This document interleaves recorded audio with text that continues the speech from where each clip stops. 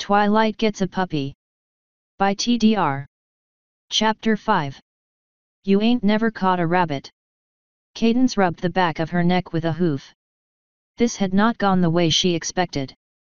She was dry now, finally, though that was no thanks to Twilight, not Ross. She had expected the pup to shake himself dry, but he simply sat there and sulked until she managed to towel dry him. Twilight on the other hoof had hopped out of the tub and shook herself off like a dog spraying water on everything once more, forcing Cadence to dry herself, Ross and Spike all over again, while Twilight pointed out how it was 15% more efficient to dry that way before getting a towel. Thankfully the filly stood still long enough to be towel dried after Cadence pointed out that her method added unnecessary drying of everything else in the room, thus making it less effective. Cadence got worried a bit when Twilight simply stood there after she was dry as if recalculating the odds. She was finally snapped out of it as Cadence opened the door and Ross rushed out of the bathroom, plowing into Twilight and dragging her out with him. Spike still found all of it funny, and he was spending almost as much time with flaming hiccups as he was laughing now. Asterisk. But these are Foles books. Twilight whined. Sorry, but I wasn't told you were reading at a higher grade than other 7-year-olds. Cadence sighed. At least Ross and Spike seemed content with the little things she brought for them to play with. Sort of. The marbles she had brought for Spike were currently being batted around the floor by Ross, who would swat one and then go thundering after it, trampling or running into anything that got in his way. It was one reason Spike and Twilight were on the bed. He hadn't run into one of them yet, but Cadence didn't want to risk it. Spike on the other hoof had gotten a hold of one of the squeaky toys she had brought for Ross and was currently gnawing on it and making the rubber goose squeak loudly, clearly enjoying himself far more than Twilight was. What's this? Twilight asked, pulling Cadence's textbook out with her magic. My algebra textbook. I don't think that's very good reading. Cadence sighed. I know, I read Shiny's copy of this. The answers given on page 42 are all wrong. Really now? Cadence perked her ears. Yep, the formula is sound, but whoever wrote it wasn't paying attention and forgot to carry the 2 on all 3 problems. Twilight explained, opening the book and pointing to the offending page.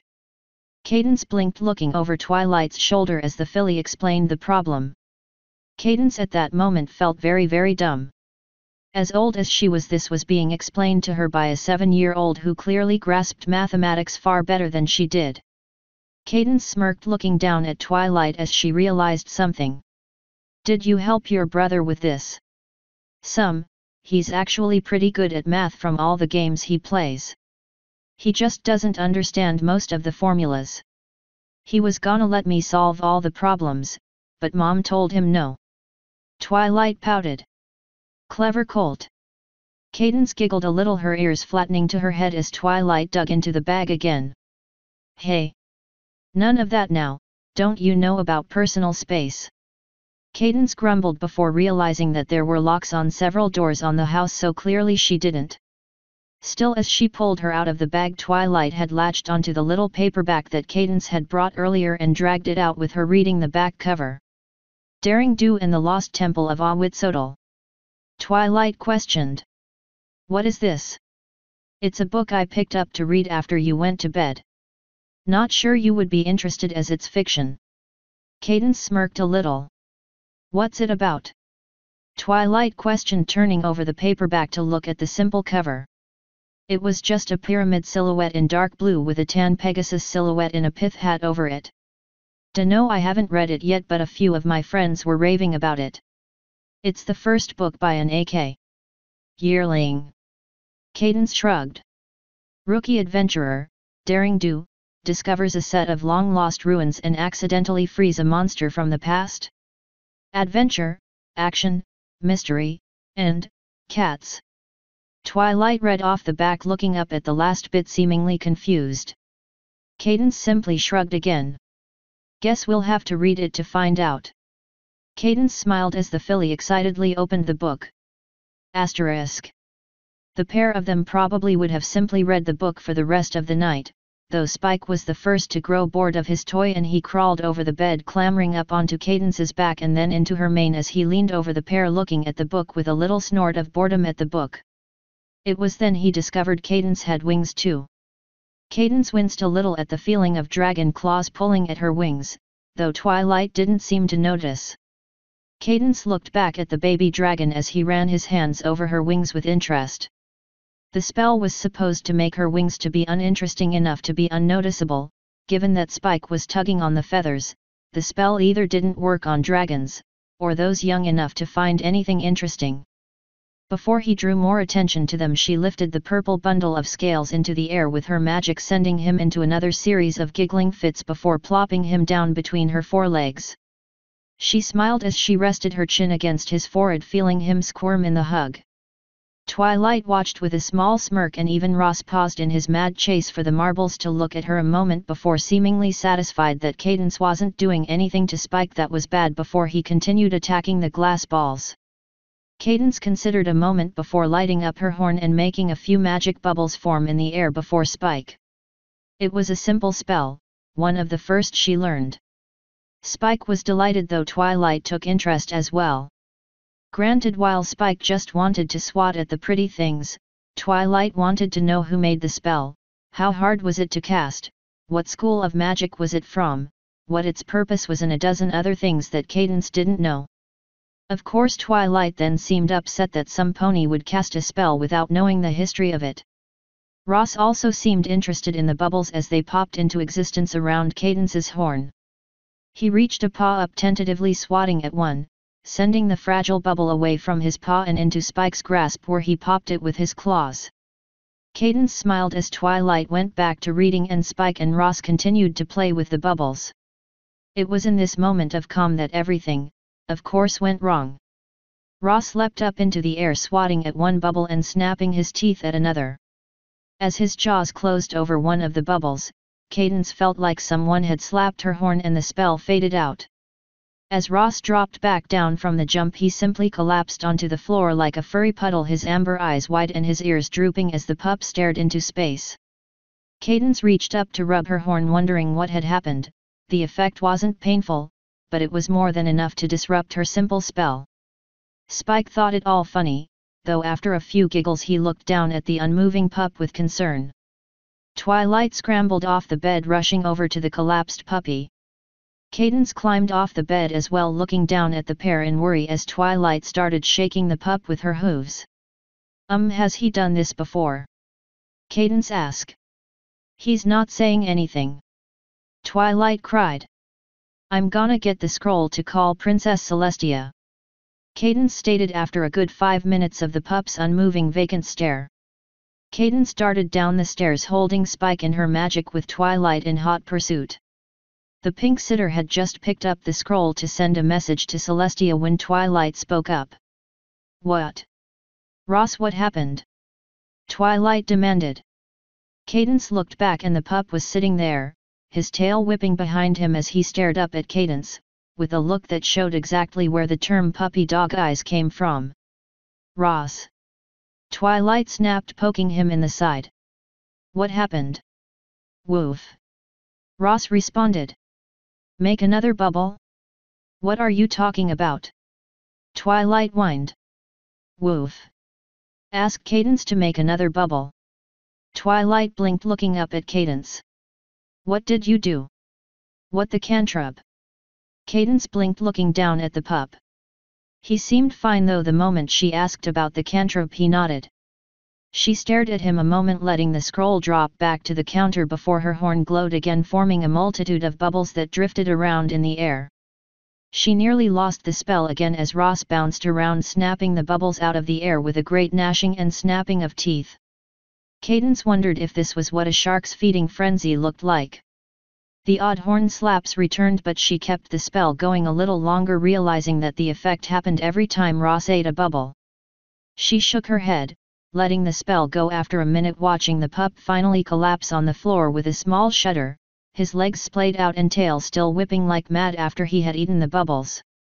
Twilight, however, wasn't about to let him zone out like he was before and started shaking him with her hooves, shoving against his shoulder. Ross, come on, what's going on? Roo-er. Ross half growled. Hey. Twilight tilted her head looking at the pup. What did he say? Do I still need to get Celestia? Cadence asked, more than a little concerned. He says they taste like strawberry shortcake smells. Twilight stated, confused. How it smells? Cadence asked and regretted it a moment later as Twilight switched into lecture mode. Many carnivores don't have the ability to taste sweet things. Carnivores don't need the ability to taste sweet for survival. He can taste bitter and sour flavors so as to detect spoiled meat, but not sweet. However, Ross has been able to smell sweet things even though sugar isn't something he can taste. He rather likes gummies and marshmallows because of the fat and salt. Chocolate is debatable because it causes issues for dogs, but we were never sure about him and didn't want to test it. Particularly cause that means I get his dessert when Mom makes brownies. Twilight explained. So he ate my magic? Cadence questioned. And it tastes like strawberry shortcake. Princess Celestia said moon dogs eat magic, but this is the first time I've seen him do it. Twilight admitted. Woof. Oh, he says Princess Celestia's tastes like green tea pound cake. I don't even know what that tastes like. Twilight perked her ears, seemingly confused. Why haven't you told me this before? Bork Ross responded. Upset? Why would I get upset? Twilight demanded. Merver, Ross whined, and Twilight puffed out her cheeks and stomped her hooves. What do you mean I don't has a flavor? Twilight pouted. Ross shrugged, then looked expectantly up at Cadence. She sighed softly and shook her head. I'm going to have to ask Princess Celestia about this, but the way I see it, if my magic tastes like dessert, then it's too close to bedtime for you to have more of it. Cadence stated with a small smirk, getting a whine from the pup. Twilight pointed accusingly at Ross. What about Mom? Have you had her magic? Grove. Well, that serves you right. Twilight grumbled. What did he say? Cadence asked, ushering the pair back up the steps. He said not when she's within reach of a newspaper or book. Twilight explained. Mom wasn't too happy when he ate her shoes when he was younger, so he wasn't willing to try her magic. Asterisk. The rest of the night went off without a hitch. Spike went to sleep rather easily once he was sure Ross was okay. An act that involved him climbing all over the pup and grabbing at his long ears and tail. Ross whined at the tugging, but was willing to let Spike crawl all over him. Once he pawed across the navy blue canine, he let Cadence pick him up and carry him to his crib. The little purple drake yawned wide, showing only a few baby teeth starting to come in. He curled up in a little ball, his tail being pulled into his mouth the moment he touched his mattress. Twilight lasted a little longer, sneaking the Daring Do book from Cadence and trying to read it under the covers by the light of her horn. Cadence let it slide until she noticed the light under the blanket start to dim until it finally went out. She moved over, unhiding the purple filly from under her blankets and tucking her in properly, setting the book to the side, placing the bookmark that had been the fort's flag in the pages. Ross took a little longer to get to go to sleep as he kept circling around Cadence, seemingly begging for a treat. Cadence noticed, however, that he was paying more attention to what she was doing with the other two than trying to get her to make more magic treats for him. Still, once the others had settled in, he crawled into his bed under Twilight's and tugged a blanket over himself, laying his head on his paws and watching her as she left the room. Good night, Twilight. Good night, Spike. Good night, Ross. Cadence whispered as she started to close the door. Good night, Catty. The pink mare froze at the sound of the voice. It was a bit raspy and sounded rather young, but she didn't recognize it. She poked her head back in the door, seeing nothing changed aside from Ross having buried his head under his blanket until only his nose poked out. She looked around the room for a moment more, staring at the pup under Twilight's bed before she closed the door again and headed downstairs. Perhaps she imagined it. Asterisk. After the Sparkles returned and Cadence explained all that happened that night, she was surprised that they seemed more impressed than anything else. Mrs. Sparkle seemed amused by the fact she didn't have to dust behind the fridge, and Mr. Sparkle suggested bathing them in the downstairs bathroom next time as it was easier to clean with the stone floor. With a new date to return for another night, Cadence left and started home. She had barely made it 3 blocks before she started to recall how cute the 3 of them had been at various points and let out a repressed squeak that started dogs howling on the other side of Canterlot. Author's note. And thus ends the Cadence's first sitting of Twilight. I know it seemed a bit coarse at times, but this was their first real meeting. They haven't warmed up to each other just yet, and tossing Ross in the mix likely didn't help.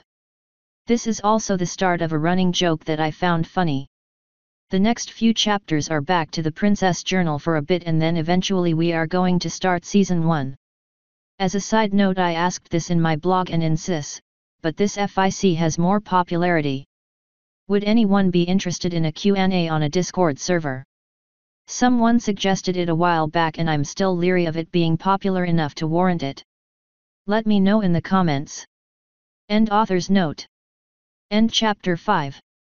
You ain't never caught a rabbit.